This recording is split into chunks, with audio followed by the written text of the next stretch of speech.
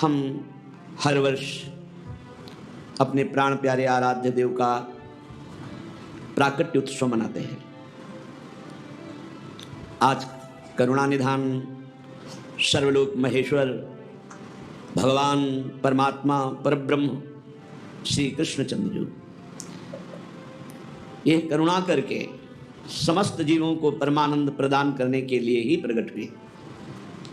अब ये प्राकट्य उत्सव सार्थक तभी हो जो हमारे हृदय में प्रकट हो, मेरे मन में, मेरे प्राणों में, एक एक श्वास में, एक एक नस नाड़ी कृष्ण कृष्ण कृष्ण भगवत स्वरूप हो जाए, हमारे हृदय में प्रभु का अवतार हो, हमारे हृदय में भय प्रगट कृपाला दीन दयाला। तो हमारी जितनी आसुरी प्रवृत्तियां हैं, राक्षसी प्रवृत्तियां हैं, राक्षसी प्रवृत्तियों से ही कहते हैं स्वसुख वांछा, दूसरों से वस्तु व्यक्ति स्थान से जो सुख भोगने की लालसा है उसे आसुरी प्रवृत्ति कहते हैं। अपने आसु माने प्राण, प्राणों के पोषण के लिए, इंद्रियों के सुख भोगने के लिए जो हमारी वृत्ति है उसे आसुरी प्रवृत्ति कहते हैं। और भगवान का प्रादुर्भाव आसुरी प्रवृत्ति को जड़ मूल से नष्ट कर देता है। हमेशा भगवत चरणारविंद का आश्रय लेकर प्रार्थना करें कि भगवान हमारे हृदय में प्रकट हो और हृदय की समस्त आसुरी वृत्तियों का नाश होकर भगवदाकार वृत्ति हो। यही हमारे जीवन का परम लक्ष्य है। देवकी वसुदेव जी ने महान तप किया कि संसार का स्वामी भगवान मेरा पुत्र बने। नंद यशोदा जी ये सब महान तप संपन्न, इनको सुख प्रदान करने के लिए भगवान प्रकट हुए। ये दुराचारियों का विनाश तो बहुत साधारण सी बात है। श्री सुखदेव जी कहते हैं कि ये उस समय की बात है जब लाखों राक्षसों ने, असुरों ने, दैत्यों ने राजाओं का रूप धारण करके पृथ्वी में आतंक मचा रखा था। अहंकार से भरे हुए, बल से भरे हुए पृथ्वी को आक्रांत कर रखा था। आक्रांत पृथ्वी त्राण पाने के लिए रो रही थी। ये उस समय की बात है जब यदुवंशी राजा शूरसेन, माथुर मंडल शूरसेन मंडल का मथुरापुरी में रह करके शासन करते थे। ये मथुरा समस्त यदुवंशी नरपतियों की राजधानी थी। मथुरा में सदैव भगवान की उपस्थिति पाई गई है। मथुरा में सूर्य के पुत्र वसुदेव जी का विवाह देवकी जी के साथ हुआ। ये उस समय की बात है जब नवविवाहिता पत्नी देवकी को रथ पर विराजमान करके वसुदेव जी ले जा रहे थे। कंस बड़ा बलवान, स्वभाव में धूर्तता, वसुदेव जी से कहा मैं रथ हाँकूंगा, मेरी बहन है, और रथ के घोड़ों की लगाम पकड़ ली, स्वयं रथ हाँकने लगा। रथ चल पड़ा। जिस समय घोड़ों की लगाम पकड़कर कंस रथ हाँक रहा था उसी समय स्पष्ट आकाशवाणी हुई, अरे मूर्ख, जिसको तू रथ में बैठाल कर लिए जा रहा है उसकी 8वें गर्भ की संतान तुझे मार डालेगी। भोजवंश का कलंक। आकाशवाणी सुनते ही कूद पड़ा रथ से, तलवार खींच ली और बाल पकड़े देवकी के। वसुदेव देवकी के लिए आदेश किया तत्काल हथकड़ी बेड़ियों से जकड़ करके इनको कैद खाने में डाल दिया जाए और बहुत ही कठोर पहरा लगा दिया जाए।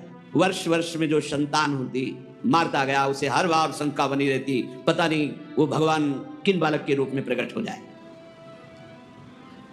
परीक्षित, पृथ्वी में बात प्रायः देखी जाती है कि अपने प्राणों का ही पोषण करने वाले जो लोभी लोग होते हैं, वो चाहे राजा हो चाहे कोई भी हो, वो अपने स्वार्थ की पूर्ति के लिए माता पिता भाई बंधु किसी की भी हत्या कर सकते हैं। माता की, पिता की, भाई की, बंधु की, मित्रों की, इष्ट की, किसी की भी।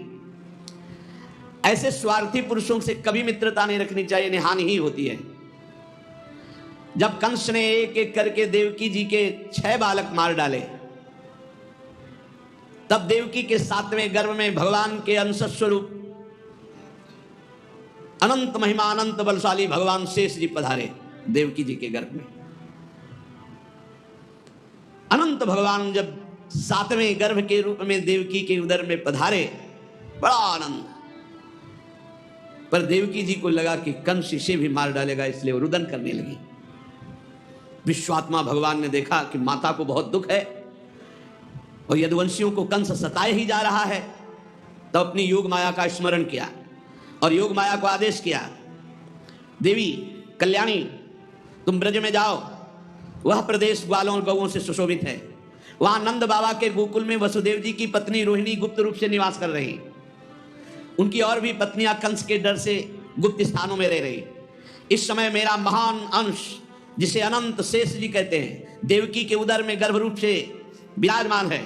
तुम जाओ वहां से उस गर्भ को रोहिणी के उदर में रखो। मैं स्वयं आ रहा हूं, अब विलंब से आने जा रहा। अब मैं समस्त ज्ञान बल आदि अंशों के साथ देवकी का पुत्र बनूंगा और नंद बाबा की पत्नी यशोदा के गर्भ से तुम प्रकट हो। योग माया को आदेश किया। जब योग माया ने देवकी का गर्भ ले जाकर रोहिणी के उदर में रख दिया, तब समस्त द्वारपाल और सब जगह खबर पहुंच गई, गर्भ नष्ट हो गया देवकी। किसी को आंतरिक पता तो है नहीं, नगरवासी बहुत कि बेचारी के 6 तो मार डाले गए और 7वां गर्भ नष्ट हो गया। हाय कितना कष्ट देवकी को है। देवकी जी भगवान का निवास स्थान बन गई। परीक्षित, अब समस्त शुभ गुणों से युक्त बहुत सुहावना समय आया। रोहिणी नक्षत्र था। आकाश के सभी नक्षत्र ग्रह और तारे सौम्य हो रहे थे। अब तो काले काले मेघ आकर मंडराने लगे और धीरे धीरे गर्जना करते हैं। भारी वर्षा प्रारंभ। जन्म मृत्यु के चक्र से छुड़ाने वाले जनार्दन भगवान का अवतार समय निशीत रात के 12 बजे। उसी समय सबके हृदय में विराजमान भगवान देवरूपिणी देवकी के सामने प्रकट हुए।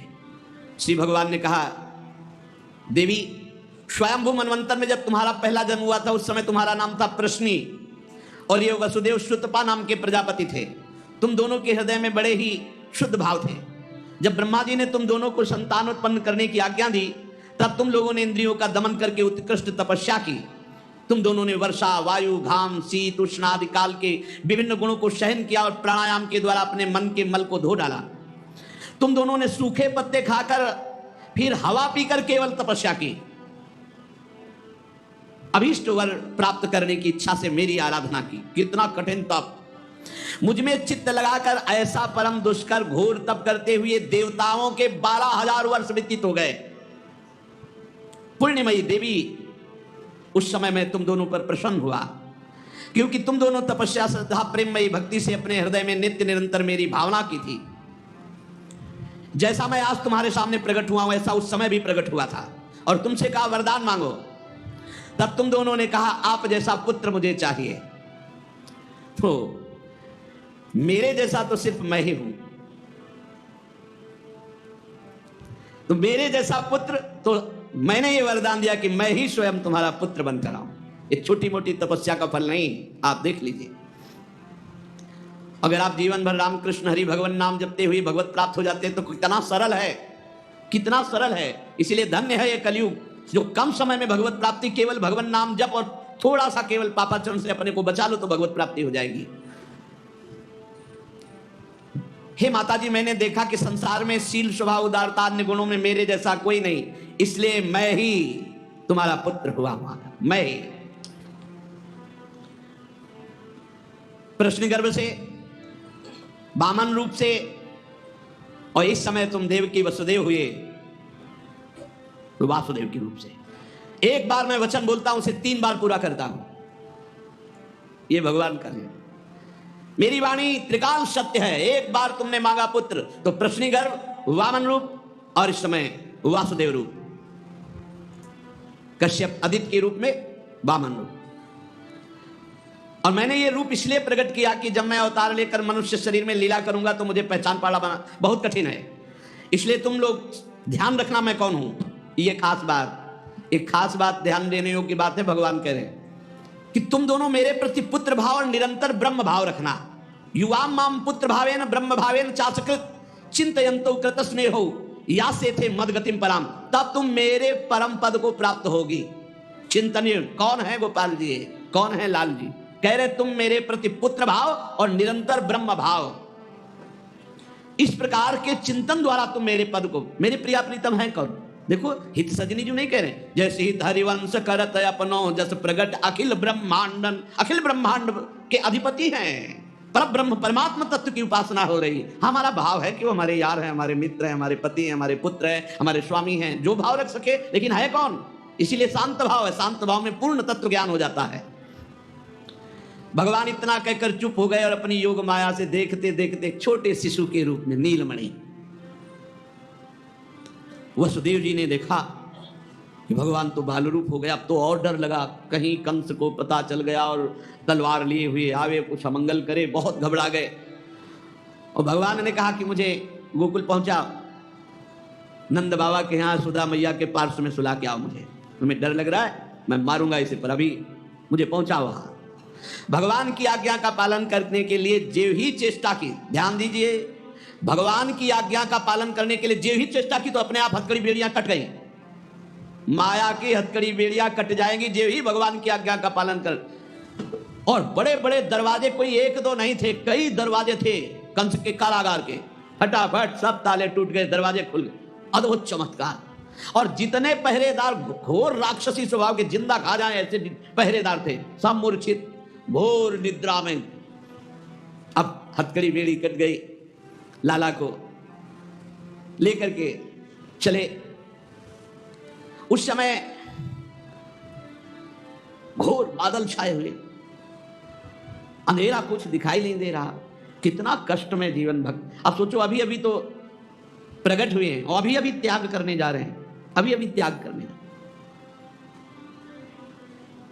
इधर समस्त द्वारपाल सब सोए हुए हैं, वसुदेव जी भगवान को लेकर। वर्षा हो रही, पीछे पीछे गुप्त रूप से शेष भगवान फण धारण के, मेरे प्रभु को बूंदे ना लगे। जब वो लीला कर रहे, वसुदेव जी को पता नहीं कि पीछे शेष भगवान फण धारण किए। वो तो बस चिंतन में चले जा रहे हैं, कैसे वहां जाएंगे, कोई जान ना जाए कोई। और वहां पहले ही योग माया ने पूरी व्यवस्था करी, पूरा का पूरा परिकर सब बेहोश है दिन में, किसी को सुध नहीं है। केवल यशोदा मैया को प्रारंभ में इतना था, कुछ हुआ और बेहोश हो गए। क्या हुआ ये निर्णय नहीं हुआ। पूर्ववासियों की समस्त इंद्रिय वृत्तियों की चेतना हर ली, सब अचेत हो गए। इतनी मोटी जंजीरें लगी हुई थी, ताले लगे हुए थे, जेल के साथ टूट गए। भगवान श्री कृष्ण को गोद में लिए हुए जैसे जैसे आगे बढ़ते, सब दरवाजे अपने आप खुलते चले थे और पहरेदार सब सो रहे। बादल नजदीक आकर मानो बरस रहे हो, ऐसे लटक लटक के बादल। शेष भगवान अपने फणों से जल को रोकते हुए हजार फण धारे पीछे पीछे चल रहे। यमुना जी ने देखा कि प्रभु पधार रहे, तो पहला चरणामृत तो हमारे अधिकार बनता है। अरे जिनके चरणों का ध्यान बड़े बड़े महापुरुष शिव आदि करते हैं, आज वही प्रभु मेरे पास आ रहे हैं। आनंद में भर गई यमुना जी और उफान। यमुना जी ने जब उफान आनंद कर लिया तो वसुदेव जी के प्राण बहुत घबरा रहे हैं कि अब क्या करें, लौट सकते नहीं, कोई नौका आदि है नहीं। चलो प्रभु ने आज्ञा करी है तो वही देखेंगे। अब मेरे प्राण चाहे चले जाए, मेरे लाला को कुछ ऐसे। यमुना जी उफान कर रहे कि चरण छू ले, और वसुदेव जी उल्टा सोच रहे कि यमुना जी बढ़ रही तो लाला को बचाए। देखो ये समर्पण है, मेरे प्राण भले चले जाए, बस आज्ञा का पालन, प्रभु को पहुंचाना है और सुरक्षित पहुंचाना है। यमुना जी ऐसे थपेड़ जोर जोर से बढ़ रही। भगवान ने कहा बाबा तो और ऊपर उठाते चले जा रहे हैं, तो यमुना जी और बढ़ती चली जाएंगी। एक श्री चरण, बड़ा ये वसुदेव जी को पता नहीं, जो ही यमुना जी को श्री चरण प्रभु के स्पर्श हुए तो तुरंत नाभिभर हो गए और ऐसे एकदम शांत। वसुदेव जी बाबा के नगर में गोकुल में गए तो डर रहे थे कि कोई देख न ले, लेकिन वहां कोई देखने वाला है, सब सोए हुए थे। उन्होंने अपने पुत्र, अब वो ऐसे देख रहे थे और जहां सुलाया तो वहां भी पुत्र था, पार्श्व में योग माया और वही पुत्र। भगवान के इस अवतार में दो अवतार हुए, एक हुआ चतुर्भुज नारायण भगवान का अवतार जो वसुदेव देवकी के सामने, और एक हुआ पीछे आपने सुना है नंद बाबा और यशोदा मैया बहुत ऐश्वर्य समृद्धि सब रिद्धियां सिद्धियां अटखेलियां कर रहे, ब्रज तो यहां रिद्धियां सिद्धियां अटखेलियां कर रहे, कौन पूछता है। अवस्था ढल गई थी नंद बाबा की, चौथापन था, और ब्रजवासी बाबा की इस दशा को देख के सह नहीं पा रहे थे, बाबा खिन्न रहते थे। उपनंद आदि वृद्ध गोपों ने परामर्श करके पुत्रेष्टि यज्ञ का आयोजन किया। सबने यज्ञ पुरुष गोपराज नंद को पुत्र प्रदान करने की प्रार्थना की भगवान से। पुत्रेष्टि यज्ञ हुआ। जैसे महाराज दशरथ जी की अवस्था डल चुकी थी तो श्रृंगी ऋषि ने पुत्रेष्टि यज्ञ कराया, उससे खीर, फिर भगवान 4 रूपों में प्रकट हुए, राम लक्ष्मण भरत शत्रुघ्न। पुत्रेष्टि यज्ञ का अनुष्ठान हुआ नंद बाबा के यहाँ। अब उच्च कोटि के ब्रह्म ऋषि वेद ध्वनि आकाश में मुखरित हो रही थी। गोपराज श्री नंद बाबा अंतापुर में यशोदा मैया के पास बैठे हुए कहा, यशोदा रानी इस बार पूरे ब्रजवासियों का आशीर्वाद हो, सब ब्रह्म ऋषि हैं, कई बार हो चुकी, इसका मतलब पुत्र के लिए कई बार उपाय किए जा चुके थे, इस बार फलस्वरूप में मेरे पुत्र होगा। मन में बड़ी कामना है, मेरा विश्वास है ये जो यज्ञ हो रही, चूंकि ब्रजवासियों का आशीर्वाद है और ब्रह्म ऋषि जन बड़े महिमाशाली हैं, पर मेरे मन में एक उदासी छा जाती कि कर्म से ऐसा पुत्र नहीं होगा जैसा मैंने एक स्वप्न देखा है। ये कर्म जनित तो नहीं हो सकता। यज्ञादि कर्मों के सभी फल चंचल हैं और मैंने जो पुत्र देखा है वो अचल है, अविनाशी है। बड़ी आशा, पर लगता है मेरी दुराशा है क्या, वो कर्म फल से तो नहीं प्राप्त हो सकता जैसे मैंने देखा है। मैंने एक स्वप्न देखा जो आज तक तुमसे नहीं बताया, यशोदा रानी से कहा। भगवान नारायण भी उतने सुंदर नहीं जैसा वो बालक सुंदर मुझे स्वप्न में दिखाई दिया। मुझे ऐसा लगता है कि त्रिभुवन में कोई है नहीं सुंदर, एक बार जिसके हृदय में वो प्रकट हुआ उसको कोई आकर्षित कर सके ऐसा त्रिभुवन में नहीं। ब्रजराज की बात सुनकर यशोदा रानी ने कहा, सच्ची तुमने स्वप्न में देखा? बोले हाँ। बोले मैंने तो बताया नहीं, मैंने भी स्वप्न में देखा है। क्या? बोले मैं नित्य सहधर्मिणी हूं, तुम्हारी सुख दुख की नित्य संगिनी हूं, मैं तुमसे क्या छिपाऊं। जैसे बालक की बात कर रहे हो ना, हमने तो इसलिए नहीं बताया कि आप कहोगे कि तुम्हारा पागलपन है, बिल्कुल वैसे ही मैंने देखा है।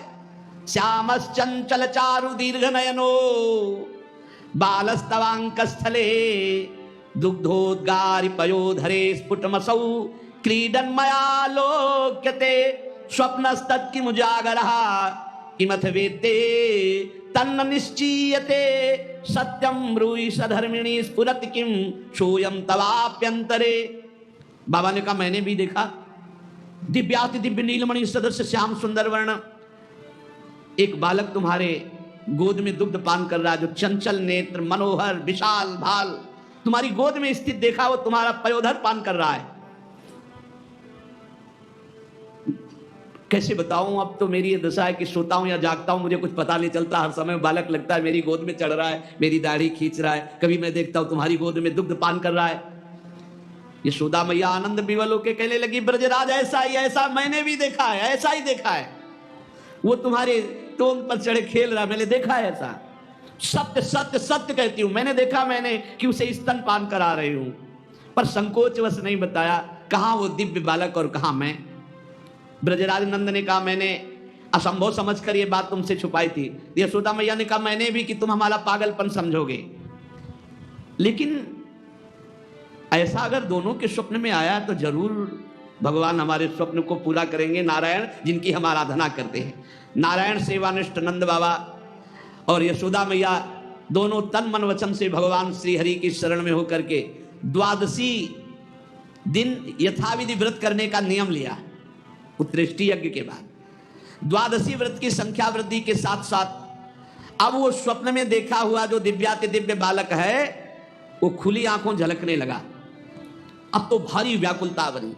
व्रतानुष्ठान सर्वांग पूर्ण संपन्न हुआ तो एक दिन देखा कि स्वप्न में भगवान श्री हरि आए और मधुर वाणी में बोले, अहो मय्य अभिषक्तौ भक्तौ कथम निर्विद्य खिद्दे थे योषावतसी कुसुम सुषुमः सुकुमारः कुमारः सस्त्रदेवान् भवतोर्भवतोः कुमारतया स्फुरति सातु सदा भवतो रेवानुगतः प्रतिकल्पं स्वभक्ति प्रवर्तनाय दिविमत् प्रवर्तित द्रोणधरा रूपांश कलावतोः तद्भूरि भाग्यम् इत्यादि रीत्या ब्रह्मादलभ्य साक्षात् तत्फल साक्षात्काराय स्वयमेव पृथिव्यां भवतोर्भवतोरेव भवं लभत एव अचिरादेव रुचिरा रुचिरेशा युवयोः सफलतां बलिता। यह आदेश हुआ। नंद यशोदा, तुम मुझ में आसक्त और मेरे परम भक्त हो, तुम इतने खिन्न क्यों हो रहे हो? अतसी कुसुम के सदस्य श्याम सुंदर सुकुमार कुमार जो तुम्हारे स्वप्न में जागृत में अनुभूति का विषय बना हुआ है वो मैं हूं। निकुंज विलासी श्री ठाकुर जी ने कहा, जगत में वात्सल्य प्रेम का प्रचार करने के लिए मेरी प्रेरणा से द्रोण और धरा के रूप में तुम स्वर्ग से आविर्भूत हुए हो। कल्पों तपस्या की है मेरी प्राप्ति के लिए, जो ब्रह्मादि के लिए अलभ्य है। सौभाग्य है कि वो तुम्हें प्राप्त हो रहा है। उसी फल का आस्वादन करने के लिए अब तुम तैयार हो जाओ। चिंता मत करो, गोपराज मैं प्रकट होने वाला हूं। समझिए, वहां देवकी वसुदेव के यहां चतुर्भुज भगवान नारायण और यहां निकुंज विलासी श्री ठाकुर जी। श्री यशोदा जी बहुत आनंदित रहने लगी। तो एक दिन समस्त ब्रजवासियों ने देखा कि एक अर्धवृद्धा तपस्विनी स्नातक ब्राह्मण बालक को लिए गोपराज नंद की सभा में पधारी। इतनी तपस्विनी तेजस्विनी सब ब्रजवासी खड़े हो गए और आसन देकर प्रणाम करके पूछा, देवी आप कौन हो? आज तक तो आपको देखा नहीं, आपको देखने पे लगता है साक्षात भगवान की योग माया शक्ति हो। ये बालक कौन है? नारद मुनि जैसा दिखाई देता है। आप परम हम ब्रजवासियों का कल्याण करने के लिए पधारी हो। गोपराज के सभासदों की बात सुनकर तपस्विनी ने मुस्कुराकर कहा, मेरा नाम पौर्णमासी है, मैं महान तपस्विनी और दैवज्ञा हूं, तीनों काल का मुझे ज्ञान है। और ये जो बालक है तुमने कहा नारद जी जैसा, इसका नाम मधुमंगल है। ये बालक स्नातक है, इसका दर्शन करके नारद जी का स्मरण होना उचित ही है। ये संपूर्ण वृत्ति नारद जी वाली ही रखता है। तपस्विनी की बात सुनकर गोपराज सभा के सदस्यों ने हाथ जोड़कर पूछा, देवी हम आपकी सेवा करने योग्य बिल्कुल ही नहीं है, इस पर भी आपने हम लोगों पर महती कृपा की। मेरी कुछ समझ में नहीं आ रहा कि आप यहां क्यों पधारी। तो उन्होंने कहा, तुम लोगों को पता नहीं, एक अनिर्वचनीय महासौभाग्य उपस्थित होने वाला, इसलिए मैं यहां आई हूं। सबके पूछने पर पौर्णमासी ने बताया, तुम लोगों के प्राणाधिक प्रीतम गोपराज नंद के यहां एक पुत्र होने वाला है जो अखिल जगत को आनंद सिंधु में निमग्न कर देने वाला होगा। पौर्णमासी की बात सुनकर सभी परमानंद में उल्लसित पुलकित गदगद वाणी से कहने लगे, देवी आपके शुभागमन से हमारा ये ब्रज जो है महान तीर्थ हो गया। आपके लिए कृष्णांति के यमुना जी के समीप हम एक पर्णशाला कुटी बना देते। ये बात जब पौर्णमासी जी ने सुना तो उन्होंने कहा, ठीक ठीक, कृष्णांति के अर्थात कृष्ण के समीप, ठीक तुम्हारी बात निकल गई। जो बालक होगा उसका नाम कृष्ण होगा। तस्मिन् जातवदि निर्दानवता पृथिव्यां भविष्यति तदीय गुणे सदानवता सगुणता विद्यादि प्रबंधे तत्संबंधे तो निर्गुणता सकिंचनता विषय संपत्तौ तद भक्तौ तो निष्किंचनता इत्यादिकं विरुद्धायमानमपि सर्वैरनुरुद्धं करिष्यते। नंद नंदन के रूप में स्वयं प्रभु पधार रहे। पौर्णमासी देवी कालिंदी तट के समीप पर्णशाला में भगवान के दर्शन की अभिलाषा से निवास करने लगी। पौर्णमासी देवी देवर्षि नारद जी की शिष्या और श्री कृष्ण के आगे जो गुरु बनेंगे संदीपनी जी, उनकी माता हैं। संदीपनी मुनि की माता हैं ये पौर्णमासी देवी। ये महान सत्यमती थी और श्री कृष्ण की मधुर लीला को सब प्रकार से जानती थी। भगवान की लीला का आनंद बढ़ाने के लिए मस्खरे मनसुखा के रूप में वो मधुमंगल। तो भगवान का जो ऐश्वर्यमय अवतार हुआ वो जेल में, और जो माधुर्यमय अवतार हुआ ये नंद बाबा के यहाँ। तो जो ऐश्वर्यमय अवतार वापस गया, तो आप देखिएगा अक्रूर जी के साथ अक्रूर जी ने देखा जल में डुबकी लगाकर शेष सैया पर चतुर्भुज नारायण सेन, और हमारे द्विभुज मुरली मनोहर वृंदावनम परित्यज्य पादमेकम न गच्छति, वो कभी यहाँ से नहीं गए। जो गए तो देखो यहीं से निकलते ही चतुर्भुज हो गए। मथुरा में चतुर्भुज, द्वारिका में हमारे द्विभुज मुरली मनोहर नंद यशोदा के लाड़िले, वो कभी एक कदम ब्रज से बाहर नहीं गए। तो वहां योग माया के द्वारा नंद बाबा को यह पता ही नहीं चला कि अपने लाला में लाला का समर्पण किया। अब पार्श्व में देखा, कन्या उठाया और आ गए। जे ही आए तो जैसे जैसे दरवाजे में प्रवेश करते जाते वैसे वैसे जंजीर ताला सब फिट, और जे ही वहां गए और देवकी जी की गोद में उस कन्या तेवी हथकड़ी बेड़ी जकड़ गई। योग माया के आते ही दरवाजे बंद, हथकड़ी बेड़ी जकड़ गई और पहरेदार जग गए और कन्या जोर जोर से रोने लगी। जो साक्षात भगवती है, पहरेदार भागते हुए गए, कंस से कहा महाराज 8वीं संतान उत्पन्न हुई। अब तो कंस के होश नहीं, वो तो जैसे पागल हो चुका, बाल बिखरे हुए, कई जगह गिरा, दौड़ता हुआ आया, दरवाजे खोले गए। बड़ी घबराहट है, बाल बिखरे हुए, बड़ा भयानक रूप कंस का।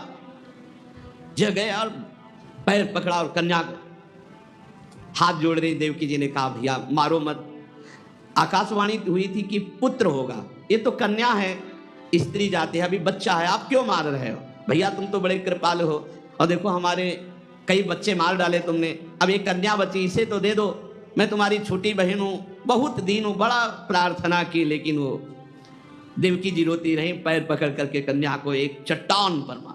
और ये कन्या कोई साधारण कन्या तो थी नहीं, आद्या शक्ति महाभगवती।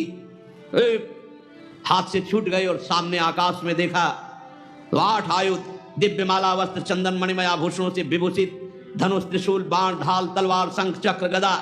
और देखा सिद्ध चारण गंधर्व अप्सरा किन्नर सब स्तुति कर रहे अम्बा की। और उस समय देवी ने कहा है मूर्ख, तेरी सामर्थ्य नहीं कि तू मुझे मार सके, और तू जिसे सोच रहा ना कि मैंने मिटा दिया, अरे तेरे मारने वाला पैदा हो चुका है। निर्दोष की हत्या करने वाले, अब तू बच नहीं सकता, कहीं भी भाग के जा, तेरे मारने वाला अब कंस के दिमाग में आया कि संतान तो 8वीं पुत्र होनी थी, पैदा हो चुका, ये आकाशवाणी झूठ कैसे बोल सकती, तो पैदा तो देवकी के यहाँ ही होना चाहिए। बड़ा आश्चर्य हुआ। फिर उसने हाथ जोड़ा देवकी वसुदेव जी की, व्यर्थ में हमने आपको कष्ट दिया आकाशवाणी, आप मुझे क्षमा कीजिए बहनोई जी और बहन जी। अब उन्होंने कहा कुछ, वसुदेव जी से कहा कि विधाता भी झूठ बोलता है, आकाशवाणी हुई थी कि 8वां पुत्र होगा, पुत्री कैसे हो गई? मैं बड़ा पापी हूं, मैंने आप दोनों महात्माओं को बड़ा कष्ट दिया।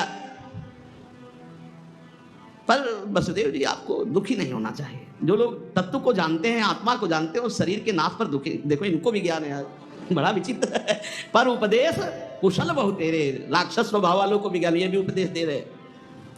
वसुदेव जी ये शरीर को जो आत्मा मान बैठते हैं, इसी उल्टी बुद्धि के कारण ये एक दूसरे से बैर और राग द्वेष कर लेते हैं, जन्म मृत्यु को प्राप्त होते हैं। यद्यपि मैंने तुम्हारे पुत्रों को मारा, फिर भी ज्ञान के द्वारा देखो कौन किसको मारता है। बड़ा सुंदर ज्ञान दे रहे, अभी बताएंगे ठाकुर जी आके तुम्हें कौन किसको मारता है लौट के।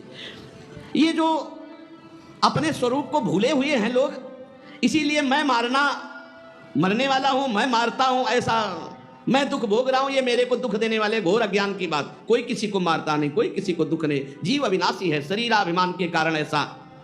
फिर भी मैं क्षमा चाहता हूं आपसे। वसुदेव जी के चरण प्रकार देवकी जी ने कहा भैया भैया बस पैर छूने की जरूरत नहीं है, आप खुशी रहो। यह आपने बताया नहीं कि अज्ञान के कारण ही, शरीराभिमान के कारण ऐसा होता है, अपने और पराये का भेद, बस बस आपका इसमें कोई दोष नहीं है। जब वसुदेव और देवकी जी ने इस प्रकार, तो कंस वहां से अनुमति लेके चला गया और बुलाया पूरे परिकर को और कहा योग माया ने जो कहा है वो झूठा नहीं हो सकता। 8वीं संतान पैदा हो चुकी है मारने वाली, तो ये लड़की नहीं हो सकती, ये पुत्री नहीं हो सकती, कुछ है, प्लानिंग करो। वो कह रहे पैदा हो चुका तो ब्रजय में होगा। कंस के मंत्री जितने थे वो कंस से भी ज्यादा बुरे स्वभाव वाले थे। उन्होंने कहा महाराज आज्ञा करो, ब्रज 84 कोस में आज से लेकर 10 दिन तक जितने भी बालक हुए सब मार डालेंगे हम लोग। बड़ा प्रसन्न हुआ इसका प्लान, ये सबका नाश। और भगवान पहुंच चुके हैं यहाँ से ईश्वर स्वरूप, और यहाँ से ब्रज के लाड़िले ठाकुर कभी बाहर नहीं गए, पक्का मानना। कभी ये जितने संत जन ऐसे थोड़ी जी रहे हैं, पूरी भावना में नहीं जी रहे भाई। छिन छिन बिहरत संग, छिन छिन निरखत प्रेम भरी, छिन जस कहत भंग। अब जब मैया के नेत्र खुलेंगे